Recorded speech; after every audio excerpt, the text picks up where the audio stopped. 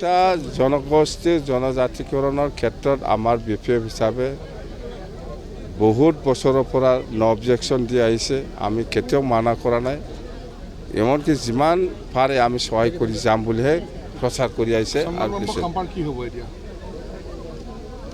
খাম্পাটো বিৰাট বেয়াকৈ হাৰিব এইবাৰ। 14 নম্বৰ চিৰাং দুৱাৰছত খাম্পা বিৰাট বেয়াকৈ হাৰিব। আৰু চন্দনটো যেনিবা সি গান চান গায়, ইয়াৰ কাৰণে মই তাক মানে এই বড়ো হাৰিমু আপাত ইয়াৰ প্ৰেচিডেণ্ট দিব বুলি কৈছোঁ, চিন্তা নাই। চন্দনো হাৰিব। মুঠতে UPPL চন্দন আৰু খাম্পাক জিকাবৰ কাৰণে টিকেট দিয়া নাই, হাৰাবৰ কাৰণেহে টিকেট দিছে।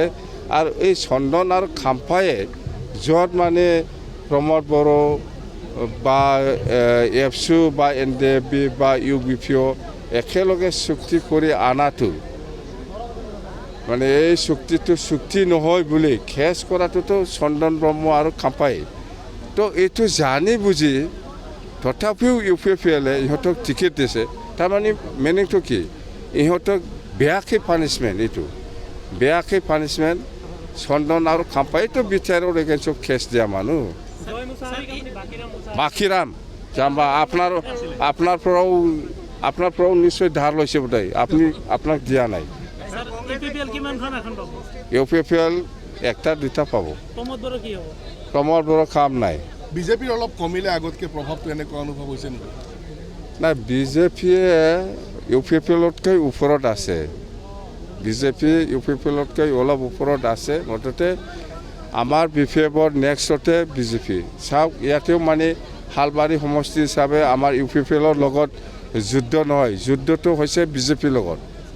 শালবাৰী সমষ্টিত UPPL কাম নাই। যে শালবাৰী সমষ্টি হিচাপে আমাৰ আগন্তুক যিটো 22 ছেপ্টেম্বৰত যিটো নিৰ্বাচন হ'ব, এই নিৰ্বাচনত যিটো আমাৰ নিৰ্বাচনী প্ৰচাৰ হ'ব আজি শালবাৰী সমষ্টি হিচাপে খুব মানে আমি যিটো বিচাৰিছে ইয়াতকৈ বেছি আমি এক্সপেক্ট কৰিছিলোঁ যে 3-4 হাজাৰ মানুহ হ'ব বুলি, কিন্তু ইয়াতকৈ ডাবল মানুহ হৈছে। ইয়াত 10,000ত কম মানুহ নাই। আৰু এই মিটিঙত অকল মুছলিম নহয়, অকল বড়ো নহয়, সকলো জাতি জনগোষ্ঠী আছে। ইয়াত হিন্দী ভাষী আহিছে, ৰাজবংশী আহিছে, আদিবাসী আহিছে, আৰু আমাৰ অসমীয়া আহিছে, আৰু আমাৰ বড়ো মুছলিম এই শালবাৰী সমষ্টিৰ যিমান জাতি জনগোষ্ঠী আছে চবে ইয়াত উপস্থিত। আৰু চবৰে এটাই কথা যে আকৌ BPF চৰকাৰ লাগে, BPFক নাঙলত ভোট দিব। আৰু ভোট দিয়াৰ পিছত জিকি যোৱাৰ পিছত চবে বিচাৰিছে অঞ্চলত শান্তি, অঞ্চলৰ উন্নয়ন, অঞ্চলৰ একতা। আৰু আমি BPF দল হিচাপে যেনেকৈ আগৰ পৰা প্ৰচাৰ কৰি আহিছোঁ, সকলো জাতি জনগোষ্ঠীৰ লগত যিসকলৰ লগত মাটিৰ পাত্তা নাই সকলোকে মাটিৰ পাত্তা প্ৰদান কৰিব, সেইটোৱে 1 নম্বৰ আমাৰ এজেণ্ডা বুলি আমি আজিও কৈছোঁ আৰু আমি ভৱিষ্যতো ক'ম। আৰু চৰকাৰ আহিলে সেইটোৱে 1 নম্বৰ ডিচিশ্যন হ'ব আমাৰ। হয়, মহিলা বহুত অহা মানে আপোনালোকে এইটো লক্ষী বুলি ধৰি লওক। বহুত মহিলা আহিছে এই মিটিঙত। যদি 100 জন আছে, 100 জনৰ ভিতৰত 80 জনে মহিলা। তো মহিলা ওলাই অহা মানে আপুনি আৰু এইটো ৰক্ষা কৰিব নোৱাৰে।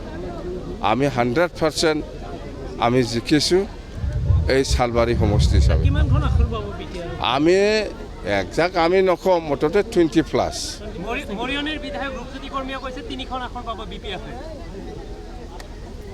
এইটো কোন হয়? এইটো কৰ মানুহ? কৰ মানুহ? মৰিয়নী মানুহ, ইয়াৰ কি জানে সি?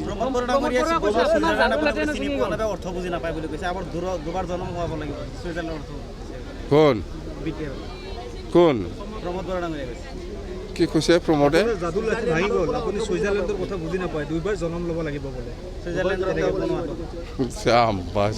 প্ৰমোদ তই চালা এই আনন্দ বাজাৰৰ মিটিং কৰিছে, 600 জন মানুহ আহিছে, দেখা নাই?